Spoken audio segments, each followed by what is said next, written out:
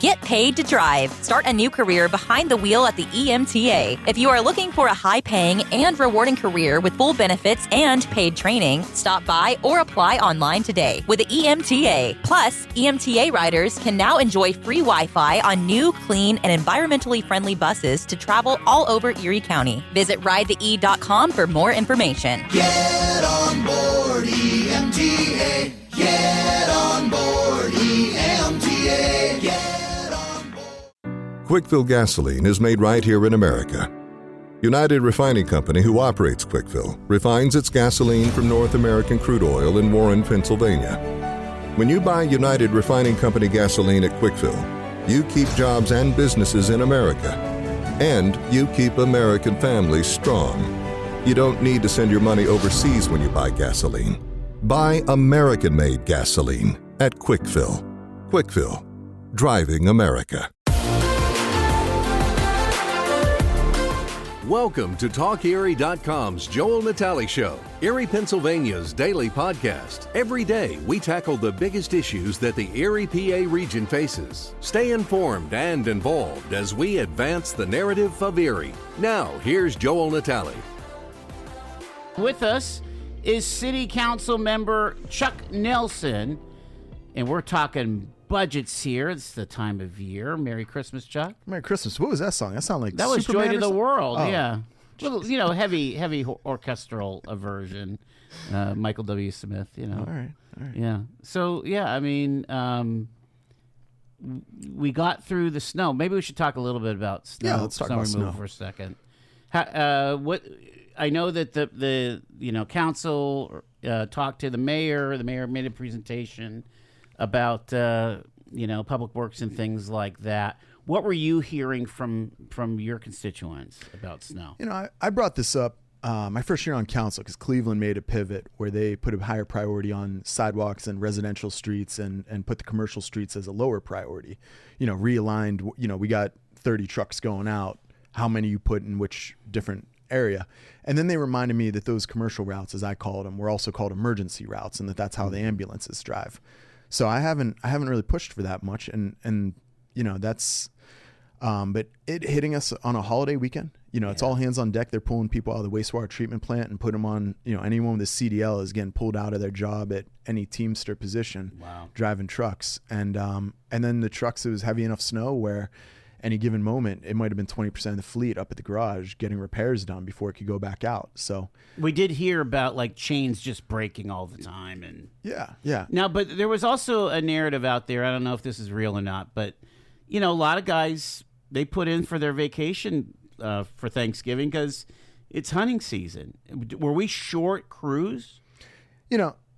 There's always there's people on vacation. There's more at Thanksgiving and hunting than usual, and they put them at we allow as many people to take vacations as what we think we can handle. Yeah.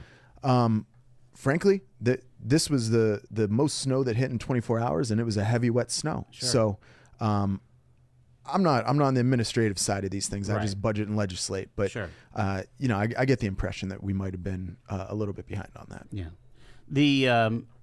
What about your personal experience? You live on an odd even street, right? Yeah. What was the deal down there? So I mean, we got plowed in like everybody else. 9th Street. One thing I do appreciate is that like 8th Street's a one-way street coming into the city. So when people are parked, they're always parked on the left side, which means that they need to leave enough room to get out of their car as well. And as high as the snow mounds were, whereas 9th Street, you can park your passenger side up against it, and it makes the roads a little bit better for that. I made my driveways clean. I just didn't use one of my cars for a week and a half. Okay. That's how I handled it. What we were dealing with was we finally got a blade at about 36 to 48 hours in on my street on 34th, but the issue was that after a while we were getting a blade every night, and so all of that ice and hard snow would end up at the bottom of my driveway, and so we're digging out because we went back to work.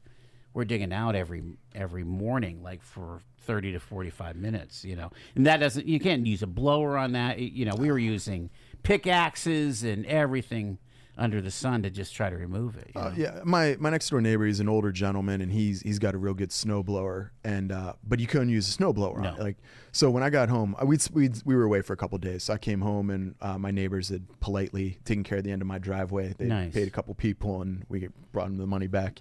But then I went down and I shoveled a path for the guy next door because he's an older gentleman. I realized what was going on there.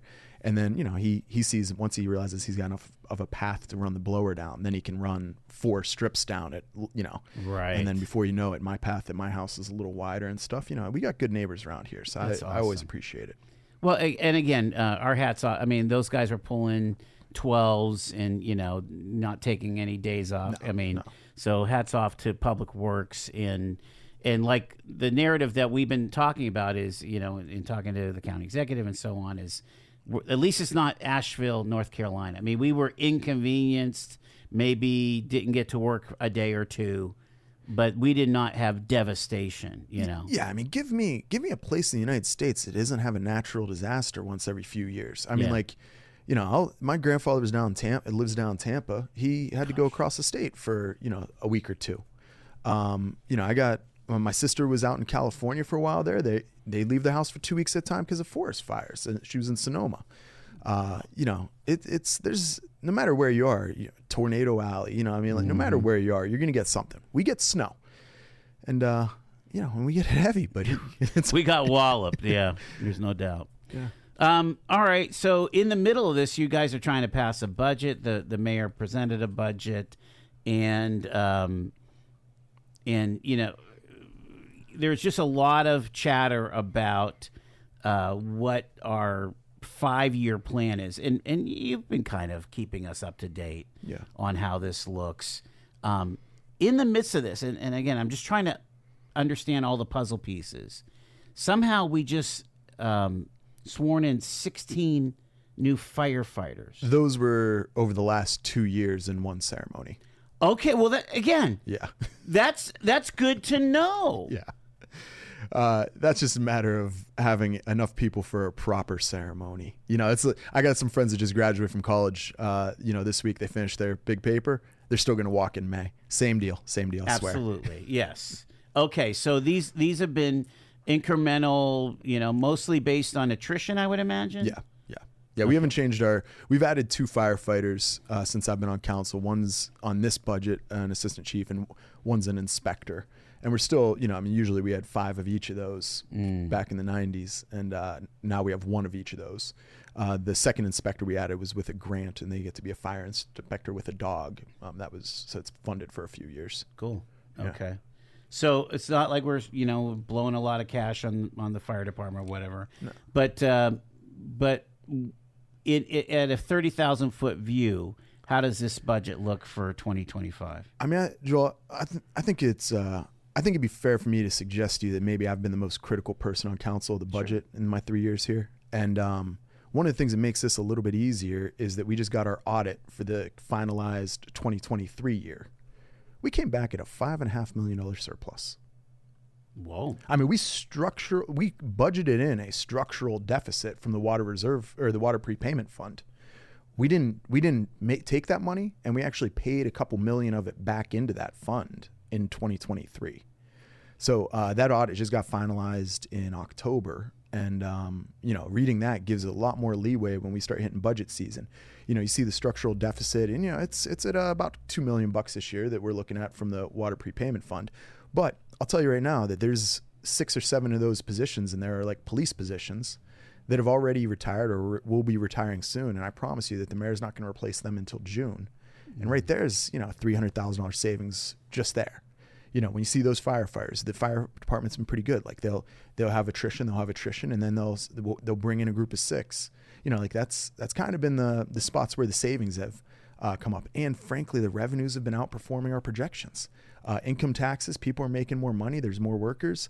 I've got a little more comfort this year with the budget. We still have some major issues to address, but I'm feeling a little bit better about it than what maybe I have in the last couple of years, because I think the plan's been working. When you say the plan has been working, what are the levers that are being pulled to to make the city more than just solvent, but kind of thrive in this environment? Yeah, really, it's income taxes where we, in 2023, where we had the biggest shocker. And some of that's the additional, because of the pension being distressed, that we get that extra 0.67. So some of that had to go into pension. Okay. But the rest of it went into balancing the budget and water prepayment going back. So how much is left in water prepayment? Because I thought it was down to like 300,000 at this point. it was budgeted to be down to 300,000, and then we finished the year with a surplus and returned money into it. And now it's looking a lot better. I mean, we still have a couple million in there for this year's budget, and then that actually carries over into next year's budget. Meaning 26. Yeah. Okay. So this year's budget, we have $4 million coming from water prepayment that we still have. Okay. And we still have 300,000 available for next year's budget as well at that rate. And that's if we spend all the money this year. Like, I kind of expect that at the end of the day that they're going to watch the expenses side of it and, leave some positions vacant a little bit longer and, and then cover it that way. And the thing that's going to get exciting is, we take a really conservative view on our pension funding right now, a 6% expectation.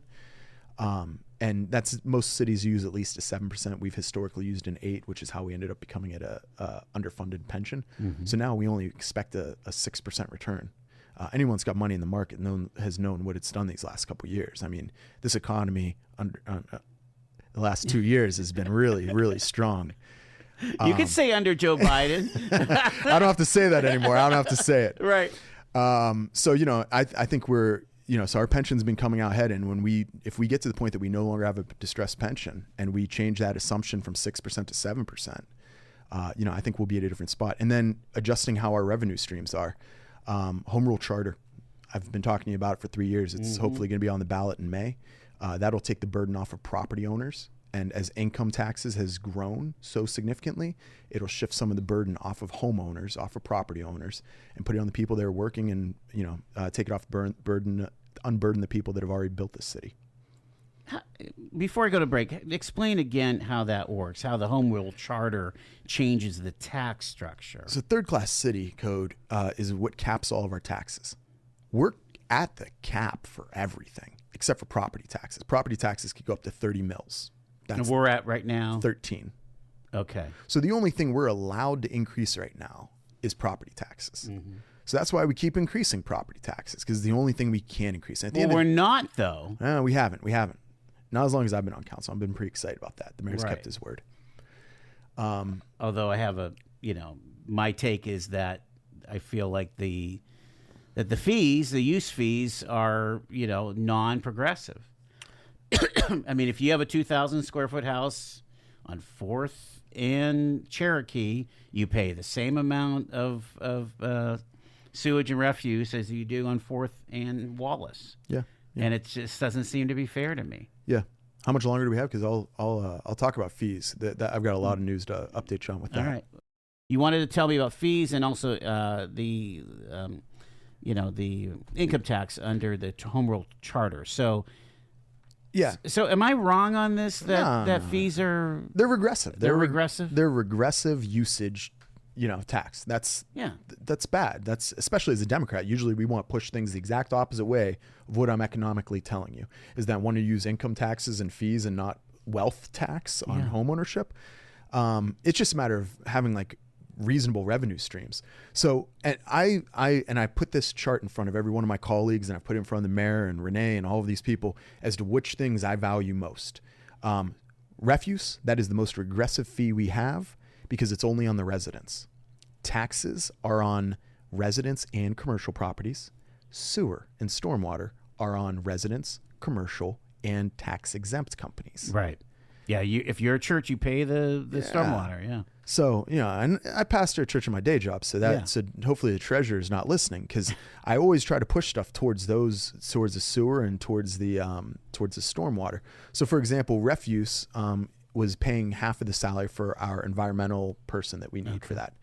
Well, that's only on residents. Why are we having it half there? Why don't we push that over to stormwater? Interesting. So there's a couple little tweaks we were able to make along those lines where we didn't cut any services. And I always calculate what the fee increases are going to be. And at the original proposal, it was going to be $54 more for me a year, which on like an inflation standpoint is not a bad deal. And we're charging a third of what Youngstown charges for wastewater. Like we're beating regional places. Right. But making a few different shifts, nothing significant. We give a discount on wastewater to people that, so I could use about 52 CCFs. If you use over 5,000, you pay a discount, like a 10, 15% discount. Well, why would you even give a discount to that? Like that's mostly the tax exempt organizations. Right. If you get rid of that discount, you don't have to increase sewer. Mm-hmm. And then if you shift a couple things around in garbage, you drop from 24 to 20. I could have dropped it down to about 18 for that increase, but we need more drivers. And after the snowpocalypse, it became a little bit of an issue. Yeah. So I was arguing against adding 2 full-time positions that they were requesting because it's such a hot job market that we can't fill these part-time positions anymore. They increased the pay from $10 to $15 an hour. Still can't fill those positions. That's all they're paying a garbage truck driver? Yeah, $15? But 3 years ago, you didn't think anything of that. Not the driver, the carrier. Oh, the carrier. Okay. The driver gets 18. 3 years ago, you didn't think anything of that. No. But it's such a strong job market under Biden's economy that the that we can't find people to work on them. Right. And especially if we're going to cut down on immigration, we definitely can't find any new Americans to do these jobs. So these are the things that drive up the cost. This is what makes my show happy hour for the Democrats, just joking. It's a joke. So $54 a year is what was proposed. Yeah. I think I've got it down to 20 for myself. Okay. For all residents that are comparable to me with a family of 4, and if you have less family, you're saving even more money on this than me.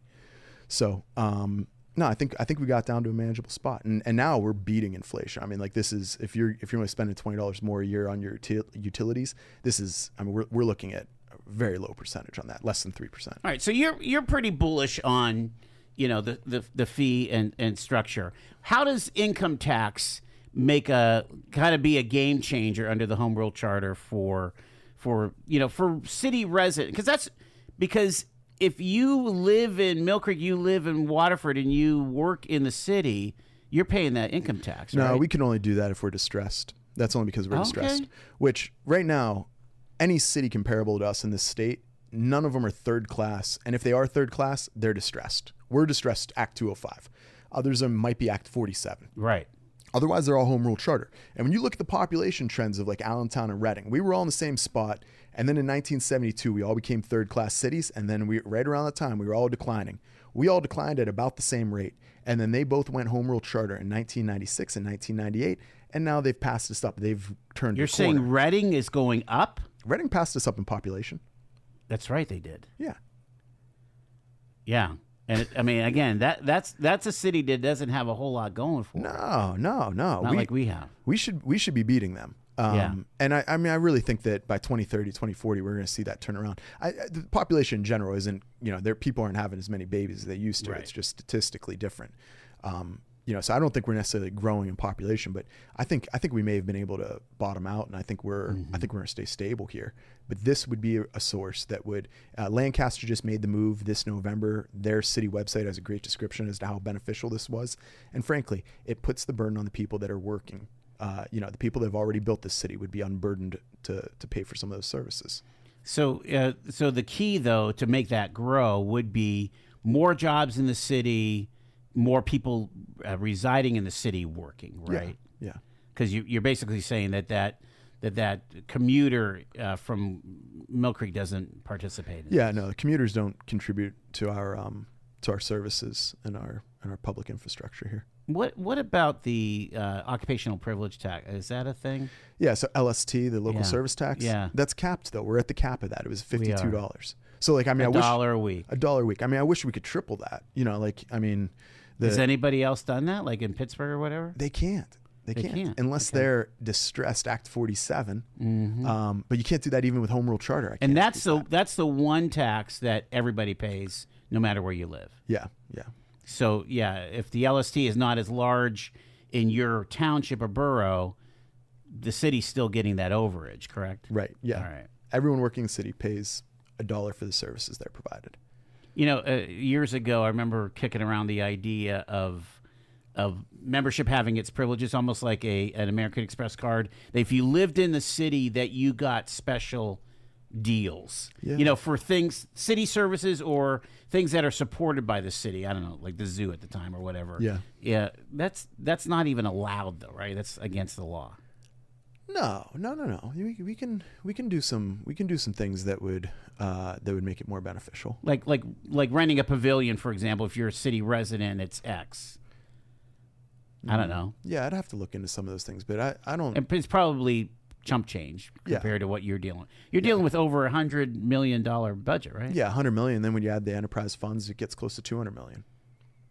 Okay. 170. Can you hang for a little bit longer? Of course. All right. We've got Chuck Nelson with us here. The eliminating the water discount will be passed upon the tenants. Somebody's complaining about. So it's again that is an issue that we deal with, where there's a lot of renters in the city. We want to build that so we have more owner-occupied facilities here. From baggage claim to pajamas in 10 minutes. Erie International Airport. Fly with ERI.com. Fly Erie International Airport to Charlotte on American Airlines, your nonstop gateway to the world. Also, we have Breeze Airways flying nonstop to Orlando and Tampa, Florida. A great low-cost carrier providing excellent service to the regional community. Fly Erie International for your travel needs. Fly with ERI.com. All year round, Frontier Home Products and Design has what you need to make your home comfortable and beautiful. Relax on a new timber tech deck designed by Frontier's experts. A new fireplace from Frontier Home Products Fireplace Gallery adds warmth and serenity to any home. Beauty and versatility at Frontier Home Products and Design Center, 4213 Peachtree, East 5th, next to the Bayfront Highway. Frontier Home Products and Design Center. Discover a new frontier. PA contractor number PA039007. Chuck, one of the reasons why I really wanted to talk to you today is, we're 2 weeks away from the new year, basically. Week and a half from Christmas. And one of the things that you've kept us alerted to is this 5-year long range. Now, I'm hearing a lot of hope coming out of you, which is great. But, my last conversation with the mayor was, he is relying on a population bump by 2030 of 10,000 people. We're in 2025 next year, and I'm trying to figure out how we make those numbers go. So let's talk about both sides. Talk about the budget side and the structural deficit, and then talk about how you can make the population grow. Yeah. So I came into office saying that, all right, so the structural deficit, simply the numbers we're looking at, the budget growing by, between now and 2029, this budget and 2029 is $11 million in 4 years. As a deficit? No, like as a total increase. That the budget will increase to 11 by 11 million, which that's 2.5%. That's not that much. That's not the 2.5% a year. Yeah. That's not that much. Like so if you have to increase the budget by that much every year and increase taxes, that's like kind of understandable. And in fact, I expect that the wages will go up at that rate. Like we wouldn't have to raise taxes if we had wages as a bigger part of our revenue streams. But with an $11 million change, we would have to increase property taxes by, that's about $3 million. So every year. That's every year $3 million? No. Over the course of 4 years. Okay, that's not shocking either. Yeah, I know. So have you turned around on kind of waving the alarms here? Having a $5.5 million surplus shown to me in October, that makes me a little more comfortable with things. That's a huge deal, isn't it? Yeah. So that's the kind of thing that I'm a little more comfortable with, and clearly the job growth has been there these last 2 years, and I think we're at a spot where we have more workers and more businesses giving taxes right now than in a long time. There's been an increase in all of those numbers. So this is where I'm starting to get a little more comfortable. You see, we are the 11th hottest real estate market in the nation right now. Like, that's insane. Like these are good markers. Manchester, New Hampshire was number 1, and then we were number 11. I mean, like that's the range. That was the month of October. Realtor.com can see those stats if anyone wants to verify. You know, like there's a lot of reason for optimism. Now I came in saying there was 4 things that I thought would turn around this city. I kept a little quiet around the fiber, but you know, the majority of the city will have access to fiber residential services by the end of the year. Yeah, it looks like, you know, VNet's really kicking in, and Spectrum is kind of rising to that challenge. Yeah, we had an out of town competitor come in with Empire. I don't know if you've seen them. No. You could skip over them because we got a local company, but you know, it is happening. So by the end of my term, by the end of 2025, we'll see the majority of the city, you know, more than 50%. And we were less than 10% when I got in, about 8%. Yeah. You know, I said that we need to do land use reform, and we just passed, you know, I'm a bit of an advocate for land value tax, but that was more general. So we did the vacancy registration, we did rental reform, and we did the biggest zoning update in 24 years. I talked about CRIS. I think we're getting that. They have the map ready, the application's ready, everything's ready to roll on that. That'll be $15 million a year in investment into our city. And then the last thing was home rule charter. Like I came in with these 4 things to fix it.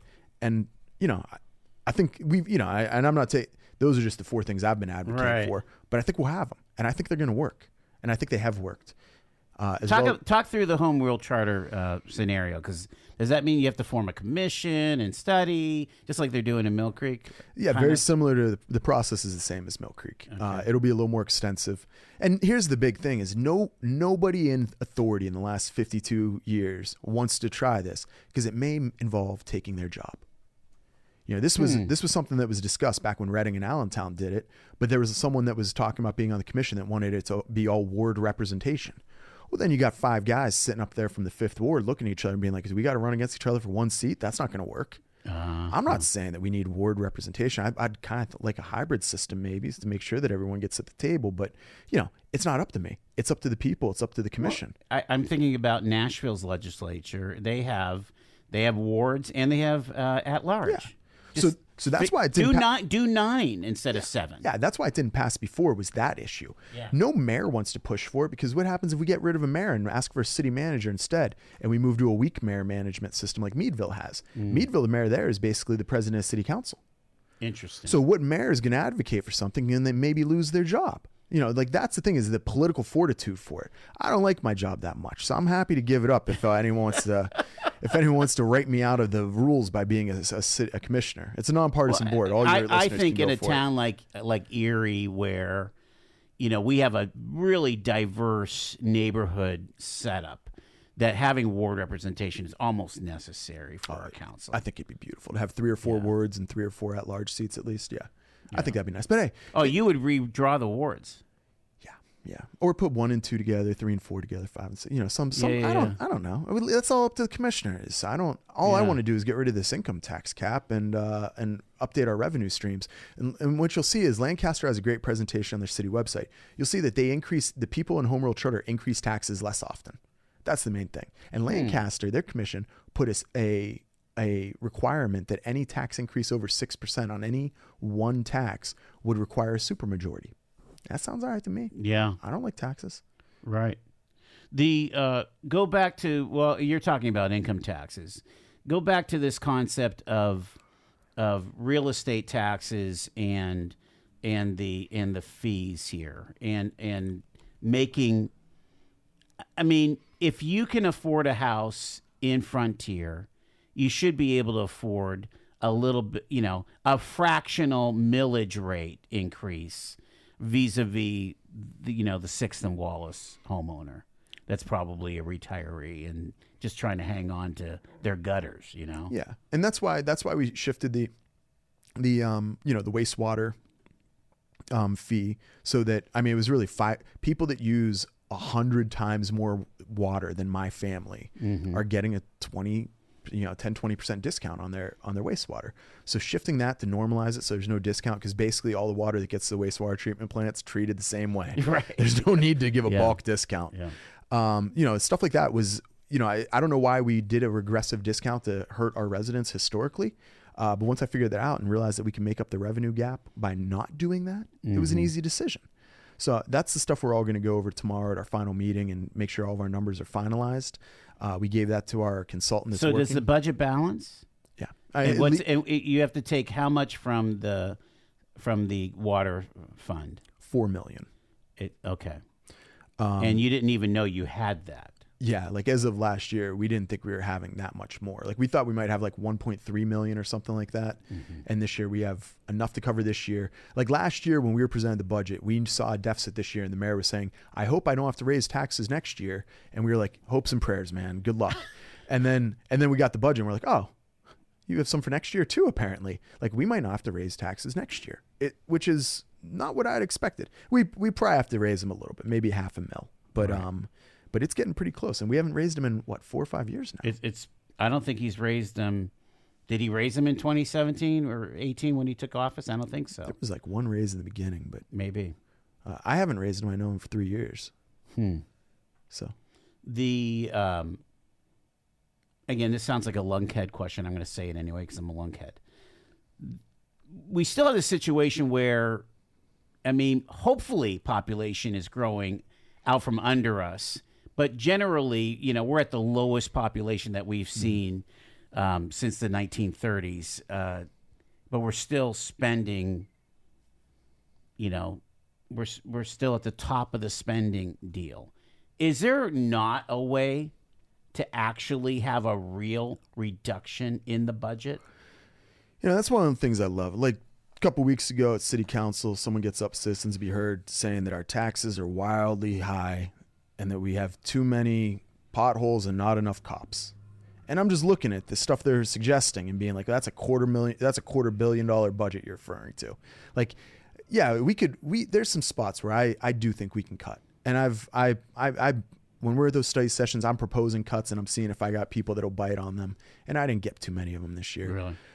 However, at the end of the day, if we had a surplus in the budget that we were good on, don't you want us to pave some roads? Because I don't think we pave enough roads either. You know, don't you want to see a little more economic development investment? I'd like to see that. So, I mean, there's spots where, you know, maybe we could cut back, but I also see some spots where I think we need to invest.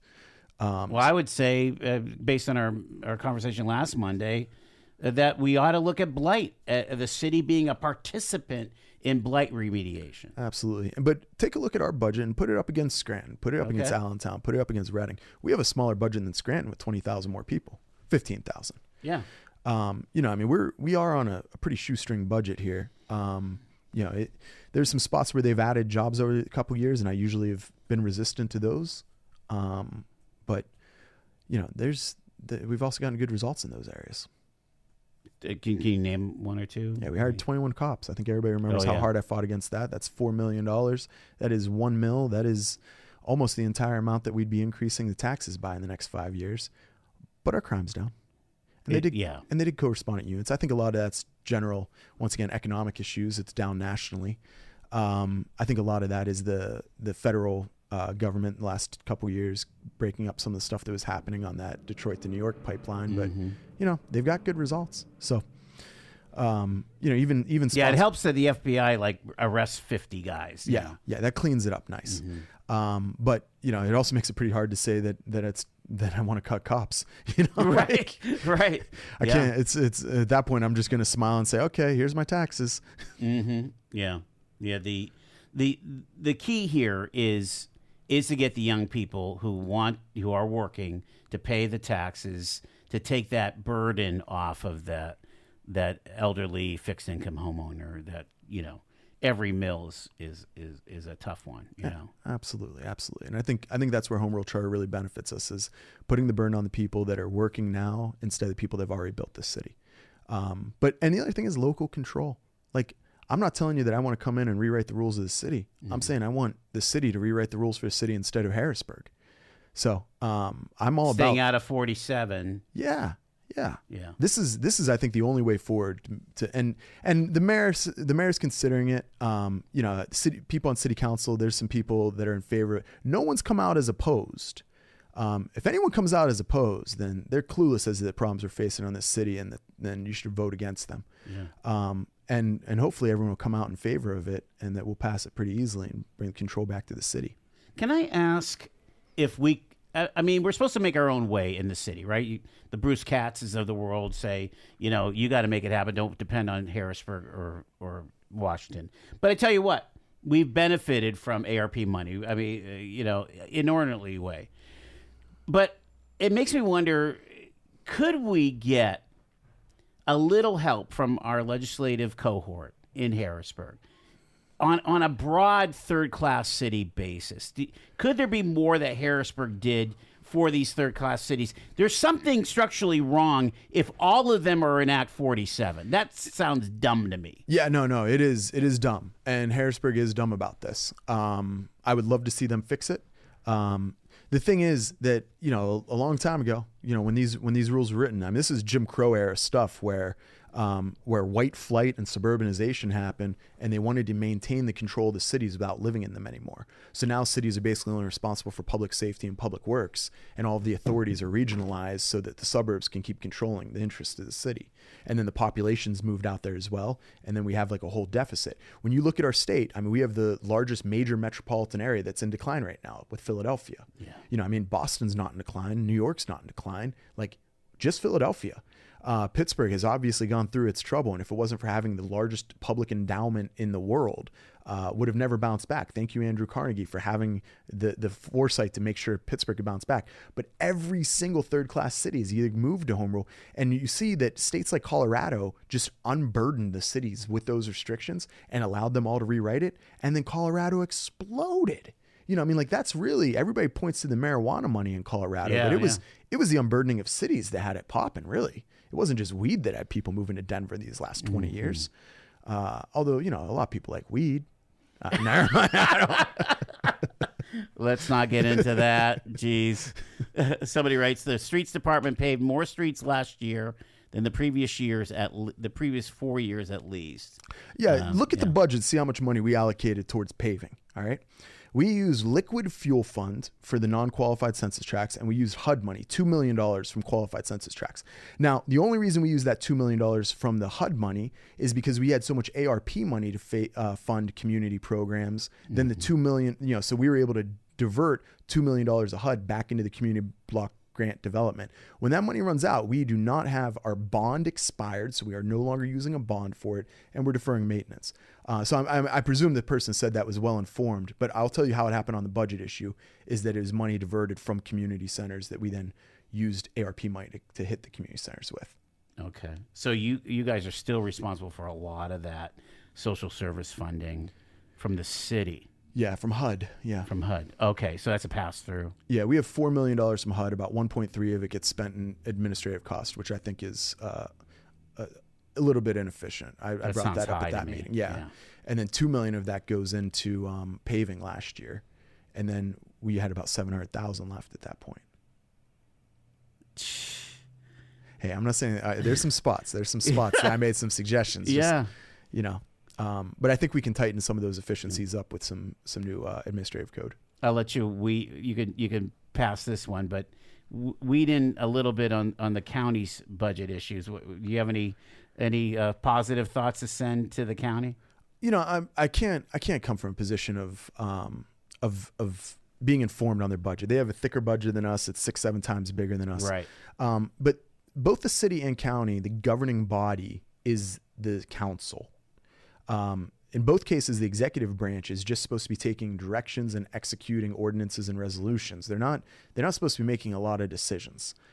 So when there's a conflict between the governing body and an executive branch, and maybe I'm a little biased as someone on the governing body, but the governing body is the one that's right on that. It's because they're the one in charge. Now, I will say this, when I have those disputes with the mayor and the administration, I make a small cutting remark during the public session, and then I walk out and have the bigger conversation. I have lunch with Schember, and I tell him exactly where I think he's wrong.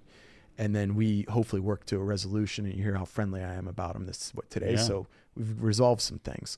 But some of the way that the county council has gone about, I think could use a little more tact, but I'm not saying they're wrong.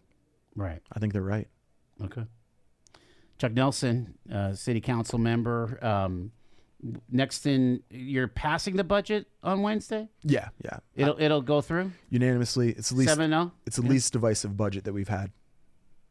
Well, that's good news. And you guys are ahead of the game. You're doing this 2 weeks in advance. Yeah. I mean, I remember back in the Bagnoni days, they would be pulling all-nighters to pass it on the 31st. 2 years ago we did.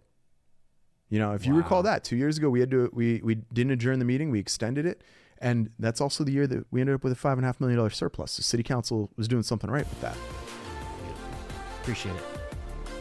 You've been listening to The Joel Natale Show, Erie, Pennsylvania's daily podcast from TalkErie.com. Subscribe to our show on your favorite podcatcher and get involved by emailing joel@TalkErie.com.